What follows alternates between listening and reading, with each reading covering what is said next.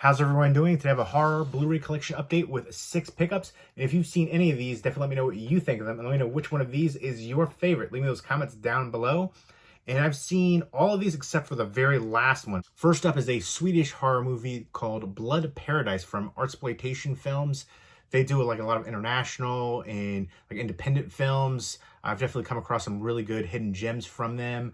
Bloody Knuckles is one that I really love. I never hear anybody mention that one. It's very much in the vein of Idle Hands, where it has like the disconnected hand attacking people and stuff. That was a really good one. Cub is another one. I have a bunch of really good ones. This one takes place in the Swedish countryside where a novelist is trying to relax and she comes across a bunch of really oddball characters. And it turns out some of those characters are very violent and crazy.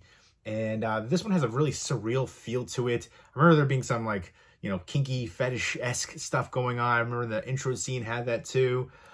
It was bizarre, fascinating, surreal, intriguing, bloody. Yeah, a lot of blood and violence going on here. Fight to survive at the end. I'm looking forward to revisiting this one because I remember it being a wild ride.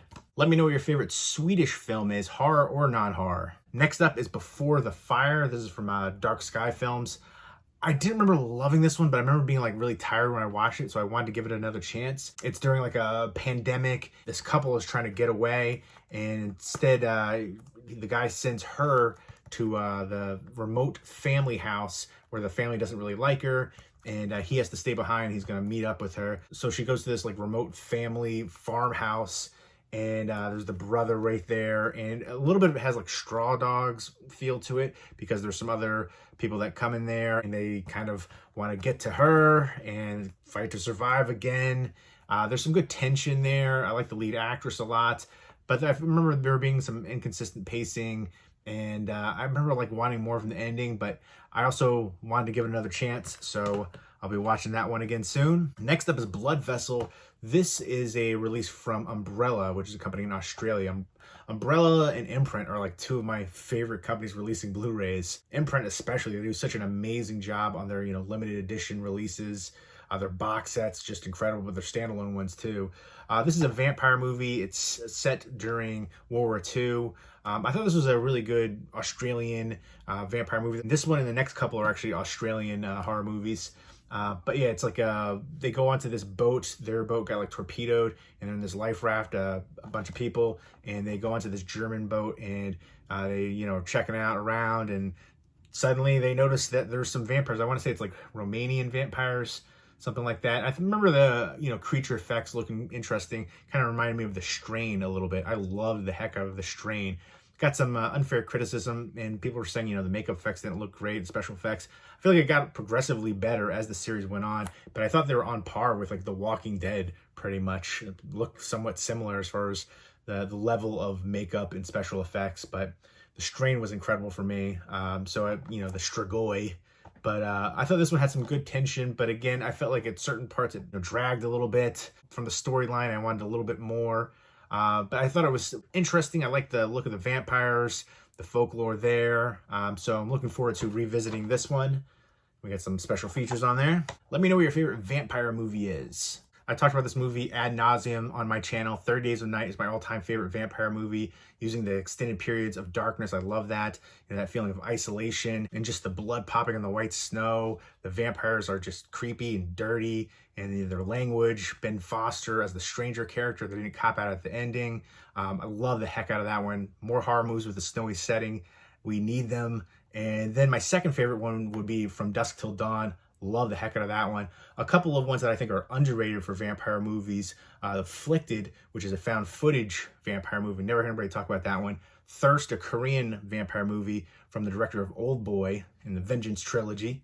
And then Night Flyer, which is a Stephen King adaptation. Really enjoyed that one. That one needs a Blu-ray release. So there's a few underrated vampire movies. Let me know what your favorite underrated vampire movie is. And next up is another Umbrella release. This is Cargo. I remember watching it on Netflix and really enjoying it. I feel like it was more grounded in reality with an infected movie here.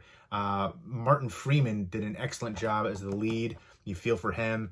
It starts out with him and his wife and the daughter, and she gets infected, and I think you have like 48 hours. So he ends up getting infected, and he's trying to, get her to safety and find someone who will take care of the baby right there. and he meets up with this Aboriginal girl right there who's, kind of like guiding him and helping him. I've always been intrigued about Australia and the films and the outback and just the culture, and Aboriginal culture. Australia started as a British penal colony, and I feel like there's just a lot of interesting history there, and some of the bloody, strife that's happened, especially with the Aboriginals and stuff like that. But I've always been intrigued by like so much of going on. I just felt like it's so isolated too, and, especially for the horror being my favorite genre. But again, this one felt much more grounded in reality than a lot of other, infected movies. It's not like 28 Days Later to that level with the rage virus infection. It kind of reminded me a little bit more like Carriers with Chris Pine. That one was a bit more grounded in reality too for an infected movie, but this one more so. It really plays up the drama, pulls at your heartstrings, really good at evoking emotion. And again, the performances across the board were really good, but especially from Martin Freeman. So Cargo, I would definitely recommend. And I remember seeing it on Netflix. It might still be on there, but definitely wanted to own a physical copy of it. Again, a release from Umbrella, another really good Australian horror movie. Let me know what your favorite infected movie is. Again, different than zombie movies. The rage virus from 28 Days Later, it's an infection. It's not a zombie movie. Even Danny Boyle, the director, says that. I've argued with people so many times on that one. And next up is an Australian horror movie classic from the 80s, and it is Razorback. And this is directed by Russell Mulcahy, who directed Highlander.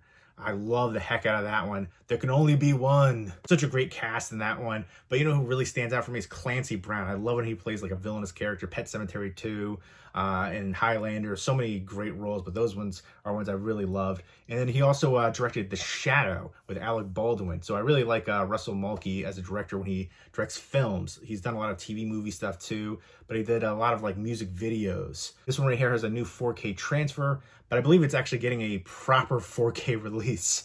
That might actually be out by now. I gotta double check on that one. But I have so many different like releases for this one. This is a really nice one. I had another release from Umbrella, in fact, too.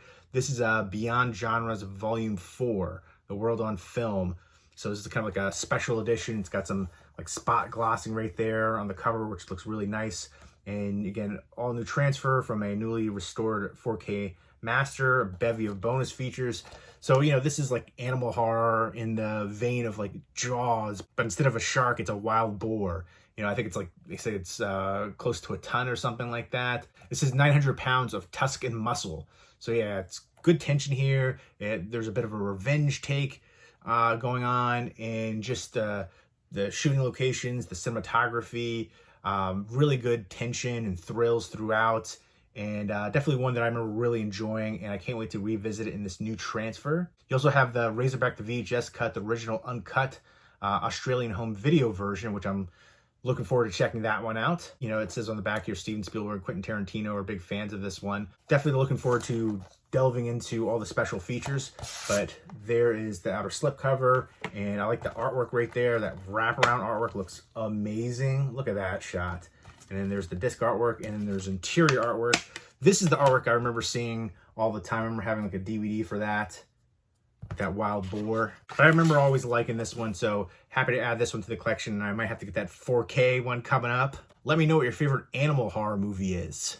And then last, this is the only one that I haven't seen. It's a Russian film, and it takes place on a plane. It's called Row 19. Evil at 30,000 feet is the tagline. It's basically about this mother and her young daughter on the plane, and then a lot of the passengers are suffering gruesome, unexplained deaths. And she's a young doctor, and she suspects this shadowy, terrifying force from her childhood nightmares is back for blood.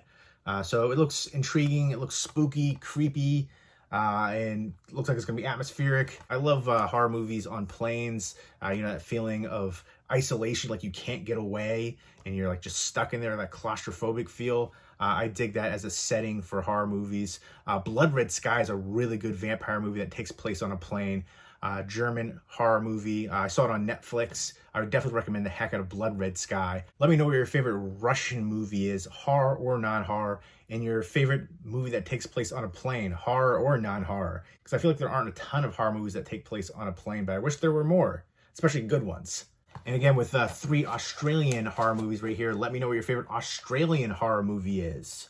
I feel like there's a lot of great ones out there. The Loved Ones really needs a Blu-ray release. Storm Warning is one that I think is super underrated. That needs a Blu-ray release too. Never heard anybody talking about that one. Hounds of Love is the one that I really enjoyed. Again, kind of like a serial killer couple, abducting people and stuff. And that one is really underrated. It does have a Blu-ray release though. So there you go. Those are my 6 horror Blu-rays that I've added to the collection. Let me know if you've seen any of them and what you think of them. And let me know which one of these is your favorite.